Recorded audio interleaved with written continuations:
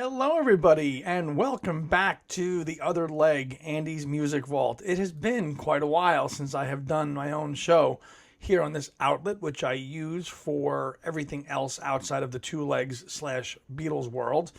I'm Andy Nichols, and joining me today are two very dear friends of mine. That's Heidi, up to the upper right-hand corner. Those of you who watch Two Legs know that she's otherwise known as the MVP, and she handles all of our Two Legs merch and all the good stuff. And you've probably seen her at fests over the years, and you'll see her at more to come. So, hello, Heidi. Hello, Andy. And below is another friend of ours, and his name is Jared, and he is joining us today. How are you? I'm doing all right, thank you. How about you? Very good, thank you. So last night, hot on the heels of our show, the three of us attended Jeff Lynne / ELO at Madison Square Garden in New York City for his New York appearances for the Over and Out tour. Jeff Lynne has decided to call it a day on his playing live, as a lot of artists have done these last couple of years. Elton has said farewell, and Billy has not yet. Paul has not yet. Nope.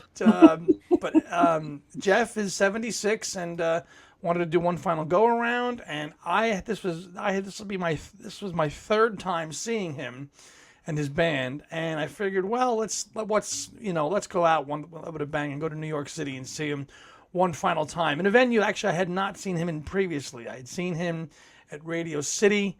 And then also Prudential Center in 2019. So to see him in New York City at the iconic Madison Square Garden was a fitting way to go out. So why don't you just tell me, before we get into the set list, why don't you just tell me about, each of you tell me about, before we even get to the concert, your previous knowledge or songs that you knew of Jeff Lynne on ELO before we even go into the show. Heidi. Not many.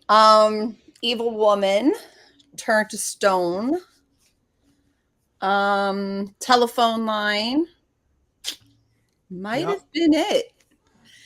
And yeah, and Mr. Blue Sky, right? Mr. Blue, yes, of course. Sorry, most important one. But yes, I didn't know many songs before you and I became friends, and then your interest sparked my interest, and then watched a documentary on ELO to learn a little bit more about them before I went to the show, and I'm a fan. Jared, how about you? Did you know any of those songs, or did you had heard any of those songs? Jared is a big movie buff, and I told him one of the songs that they played last night was actually in an Adam Sandler movie. Billy you said Madison. Happy Gilmore, yeah? I was wrong. It was not Happy Gilmore. It was Billy Madison, and that was Telephone Line, which is in. Have you ever seen Billy Madison or no? I have, yeah. So yeah, that song is in that film. So I was trying to bring Jared into that because he is a huge movie buff. And did you recognize any of these songs you heard last night of the 20 that were played?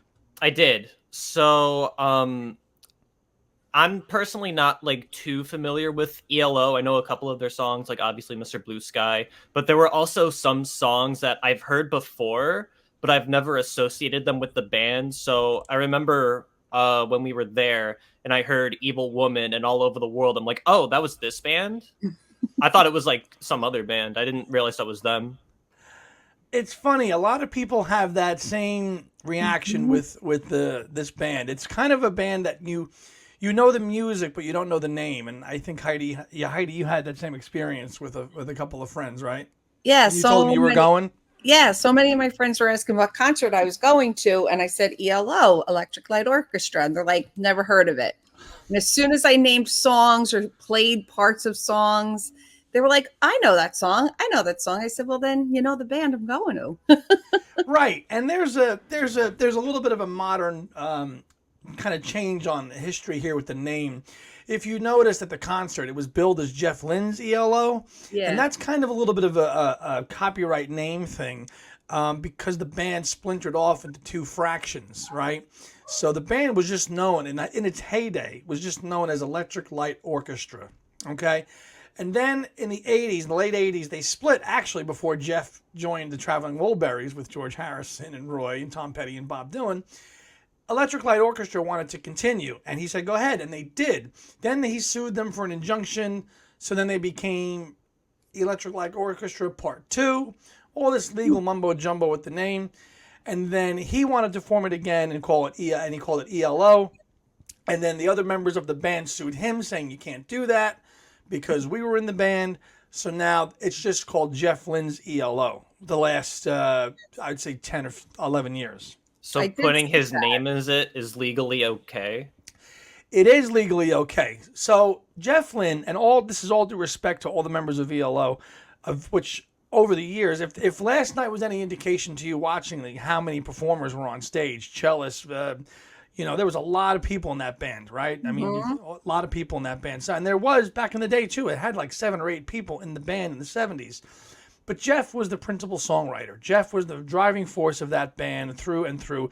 Not so much in the early days. In the early days, they were really split. But when they became really hugely popular, that band was driven by the talent of Jeff Lynne. So I had no problem with it being called ELO, but other people did. So it's quasi just called Jeff Lynne's ELO, and that's how the billing is now. And if you know this, if you go on like Setlist FM, the website, they're calling covers because it's not Electric Light Orchestra performing the song. You see? Makes sense. Yeah. So he's made a comeback of sorts over the last 10 years. He had laid very dormant. After the hugeness of ELO in the 70s, he became a record producer and revived the careers of Roy Orbison, helped George Harrison get a #1 single with Got My Mind Set on You, Tom Petty with Full Moon Fever, and then ultimately working on the Beatles anthology with Real Love and Free as a Bird.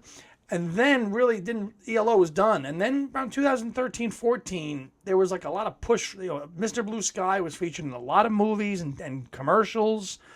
And there was a really big pull for him to go touring again. So he started touring again, and he started out putting out new albums of original material under this Jeff Lynne's ELO. So recorded with new people. So it's not exactly Electric Light Orchestra if we're going to be legal about it, but I kind of think it is. Well, that's how people who did recognize ELO remember it as Electric Light Orchestra. And it was mostly my coworkers who are my age or older than me. They were like, oh, of course I know that band. It was all the younger people who were like, never heard of them, and then realized they did know the songs.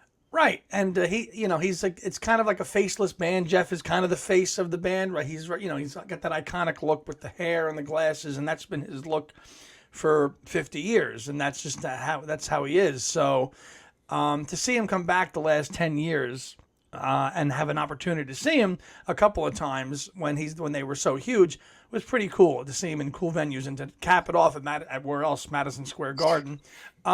What we can talk about, though, is let's talk about the seats and and the change. Oh, boy, this story. Okay. Go ahead, Jared. Do you want me to tell it? You tell it.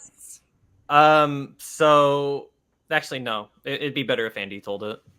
Well, how do you tell it? But you can leave out the... Yeah. I will. So I found myself by myself for a few minutes and needed to put some things down on a table. And it wasn't a security desk, but it was a desk of some sort. Had a quick, friendly conversation with one of the gentlemen sitting there. We swapped. I needed to step away. Andy and Jared were talking to this young man. And apparently our seats were in section 222. Not bad seats. No, not at all. They were going to be seats looking down over the stage from the other side. Yeah, like we were like high up, I think. We were higher up. And this gentleman said to Andy, where are your seats? And Andy said 222. And he said, you want an upgrade? And Andy assumed it was going to cost a couple of bucks, but said, sure. And the guy gave us section 109 for free. And the seats were unobstructed and perfecto. Yeah, pretty cool, right, Jared? I'm still confused on why he did that. I know. We were in the right place at the right time. We were, and that delay in our travel to our original seats was, good luck, I guess. I think what happens is at these gigs, the venue buys up a block of tickets and then just holds them to give out. The Garden probably buys 500 seats, right? And then they just upgrade people as they go along. because the Makes Garden has the money. They'll buy the seats. The other seats have already been sold, so the money's already been made. And they just comped them. So we Yeah. were lucky enough to get comped. It was a really great view. So it was section 108, and we had a view right, kind of unobstructed, right at the stage. Perfect view to see everybody in the band. I mean, three cellists and a violinist. Obviously, I mean, just a huge band. Backing 3 or 4 backing vocalists, and one hell of a drummer too, right, Heidi? My He went so favorite. hard on the drums. Ah, so good. My favorite.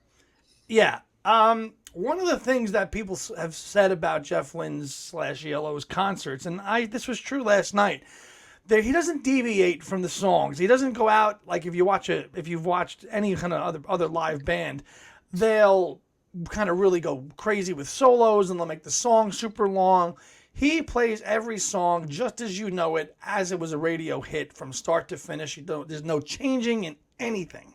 That's I so remember true. there was a guy behind us who was really into the music playing, and I heard him specifically say that like this is like just how I remember it. Like they didn't change anything; they got it down beat for beat. Yeah. That's good. And I think that's a statement to Jeff Lynne as a perfectionist and as a producer and a musician. He is a perfectionist when it comes to his music, and he's not going to deviate too much from what he's written it as in a live setting. There's been some criticism about that over the years. Some people feel that the performance is a little too wooden or sterile because there's not a lot of.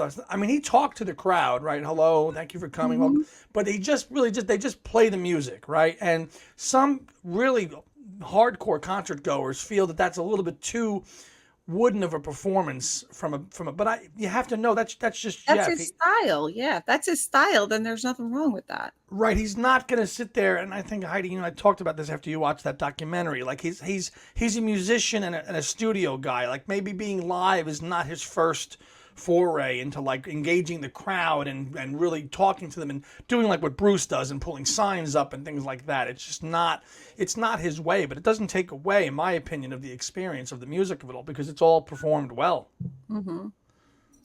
I agree. All of it. There was it was not a very long show. Jeff came out at 5 after 9. There was an opening band that we didn't catch much. We caught the last 20 minutes of, and Jared, if you want to share your comment, that was pretty funny. I said, I don't know what the band's name was. I wish I could remember. I just know that the lead singer just looked like an older version of me.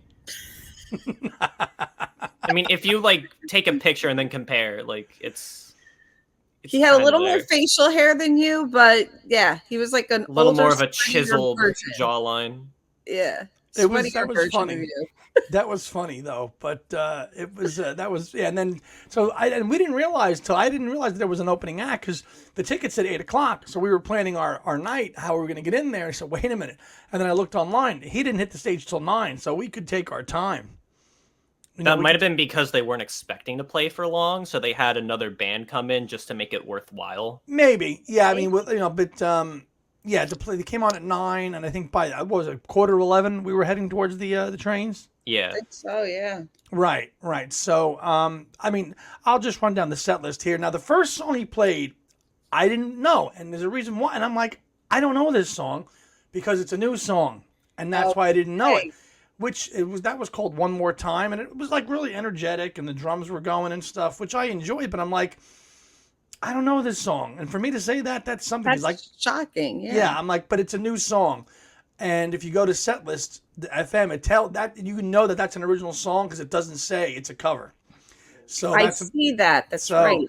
Okay, then into Evil Woman, and then into Do Ya, which was a really, really early ELO hit, along with Showdown, which John Lennon famously plugged on that WNEW appearance in 1974. Which I know still just makes Jeff probably so smile ear to ear whenever he hears that audio clip. It makes me smile. We're going to play Showdown by ELO because they were just young men, Yeah. This 5 and 6 was like a medley, Believe Me Now and Stepping Out, which I think Heidi had made a bathroom break during that. I was into that because that's a rare track to be played. So I enjoyed that. Last Train to London was actually in another movie. I think that might have been also in Goodfellas, I think. disco, more like that was like on the same album as Don't Bring Me Down. Some of that later ELO had that disco effect to it when you heard some of that last night. Rock Aria was that song where the women, like the one woman vocalist sang really, really high and like She high did. falsetto. I don't know if you remembered that, but I do remember. that was Rock Aria. 10538 Overture was actually another very early hit. So I was very surprised he went early hits. I mean, there was a couple of hits that were not played that I would have probably preferred, but I'm not complaining. It was still great. Strange Magic was another bigger hit, but I'm thinking you knew Strange Magic, I think, Heidi, too. I think I did, yeah. Sweet Talking Woman, which was a great hit from Out of the Blue. Can't Get It Out of My Head from El Dorado, which was another big one. And then you got a little bit of a teaser of Fire on High, which they didn't play the full version of that. It was like that was the one where it was like the guitars were just going Right. They just heard a little bit of that, and that was good. And then you now you're 14 songs, 13 songs into it. Living Thing, that got the crowd up high. Yeah. Living Thing, people were up That was and a at good us one. for that Some of the one. songs, everyone was just standing up. Yeah. You noticed that, right? Yeah. We didn't have to deal with too much of that in our view. We didn't have to worry about, No, towards people the still end did we it though. Yeah. They did, and towards the end we did a little bit for the biggies, but for the most part, that's what you hate at a concert. You're like, sit down. Now I have to stand because I can't see. Yeah, sit down, please. Just please sit down. I think Telephone Line got a really big reception. Definitely. And then All Over the World, which Jared mentioned he knew, which was one of their later hits. I thought we might have gotten my co-host's favorite Olivia Newton-John song, Xanadu, but he didn't play it because Jeff Lynne wrote Xanadu, which, as I explained, from the movie from 1980. Oh, Tom would have loved that. Yeah, although he would have liked Olivia's version better. I like Jeff's better. Sorry, partner. He said he was going to watch it later. Sorry. Turn to Stone, of course, the iconic album opener from Out of the Blue. Shine a Little Love, which was the disco one. That was the Shine a Little Light. Yep. That was fun. That was fun. And then Don't Bring Me Down, which always brings the house down. Yeah. It did. No, that was the one. That was the one that was in Goodfellas, right? Don't Bring Me Down when they're walking into the little bar in Miami, right? I'm surprised he had that one slotted so late. Another times he's had Mr. Blue Sky as part of the set list. But I mean, if he's calling it a day on his career, that's going to be the final song. Of course, as it should be. As it should be, and of course that I am certain that 99% of the people in the crowd knew that song, largely. That's probably like his most popular song, no? Hands down. Hands down. And as to my happy delight, they played the full version of my Mr. Blue Sky. They did not. You were wondering. You're toward the end. You're like, is it gonna be the full version? And it was. Yeah. And then the drums came back, and I said, yes, it's the full version. Fantastic. And then they did the real proper ending, and I was smiling from ear to ear because of that. And that was the concert. That was it. It was over and out. Exactly. He's not lying about his touring, and I'm glad that we all had an opportunity to see him in New York City. To call it a day. He is playing again tonight. We're recording this the night after that first show. He's doing 2 nights in New York City, so he's there again tonight. And our friends Ken and Janine Womack are taking him in tonight. So I'll be curious what the Womacks think about that. I'll have to ask them. And if anybody else has seen the Over and Out tour, have you seen it? Are you planning to see a few more gigs? Let me know. Let me know in the comments below. But I just wanted to have my friends on to recap their experiences and thoughts. And Jared and Heidi, any last words? Well, Jared, we got to see him just in time before he called it quits. Lucky us. We got some good merch. Jared. We got some good merch. Jared, what were you going to say to close this out? I was just going to say it was just a really amazing experience all around. Like, I don't personally go to a whole lot of concerts, but this was like probably the first big one I went to, and it was incredible. Like, I wouldn't trade it for the world. Especially with all that happened before then, like the better tickets that we got out of nowhere. Like, you can't make that up. No. No. Heidi? Yeah, we got some great merch. We, we had a great dinner before. We it was a lot of fun. I'll give a little shameless plug there. Okay, we had a fantastic dinner at Rossini's Italian restaurant, Northern Italian, on 38th Street, 38th and between Madison and Park, which we had a fantastic meal. It was a little bit of a walk to get there. It was a mile, but we figured we'll have a great meal and then walk it off as we got to the garden, and we did. And we had the time, and it was perfect. It was a nice night out. It was a great night all around. So, Heidi got a shirt. I got the retro ELO. Jeff red, and Jared got a hoodie, which is being mailed to him. So representing his concert experience, and I'm glad that Jared, you got a chance to see an icon in the world's greatest arena, as they call it, Madison Square Garden. Because I know you've been to concerts, as we discussed last night, but you hadn't been to one on this scale, right? No, not at all. What were your thoughts about Madison Square Garden? It's a very impressive place. I liked how big the arena was, how they had it like more English. So you got it. So they hold concerts there, obviously. But I remember when I was asking, like, since there's so many other seats in the back rows, like, what would they even use those for? And you said they have like hockey games and whatnot. I'm like, oh, so this is just like repurposed for other events. So I thought that was pretty cool. Exactly. It's been the same location for, I don't know, 50 or 60 years now. The Garden used to be at another location, decades ago, but it's been there mainly since the 60s, because it wasn't another location before that.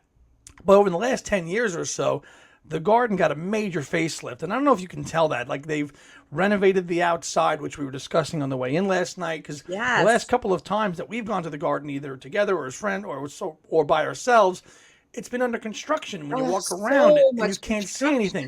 That's all done now, and they have this really nice kind of entrance way to walk in with steps, and it's all open space patio. You can just get in, and it's nice and it's easy to see.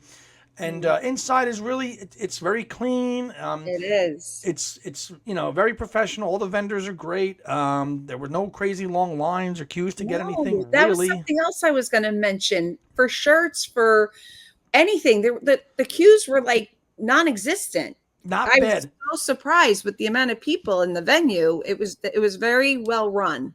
Yeah, they did a good job of doing overhauling, because back in the day, you'd wait like forever for a bathroom or to buy some merchandise or something, and they've just added more of them, and you don't have to wait, and it makes it for a really good concert experience. Now you pay for it, boy, do you pay for it. You do, but it's worth it, and then you get upgraded, so it's all good. Hey, yes, as we like to say, that part isn't guaranteed.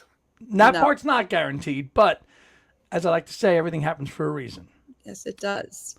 So I think I want to wrap it up. So Heidi and Jared, thank you for sharing your experiences of your first and last time seeing Jeff Lynne and ELO. And I'm glad you guys enjoyed the experience, and thank you for hopping on the show and recapping it. Thank you. It was a lot of fun. Yes, thanks for having us, Andy. You got it. So that's going to do it for this one. Two Legs World. Look out for a show coming up this Saturday. Tom and I are actually recording that later this week. So stay tuned. We'll have our latest show on that. And I'll be live next Sunday as well in my usual spotlight under the Two Legs channel at 11 a.m. So for Heidi and for Jared, this is Andy. And we'll see you next time. Have a good night. Bye. Take care. Bye.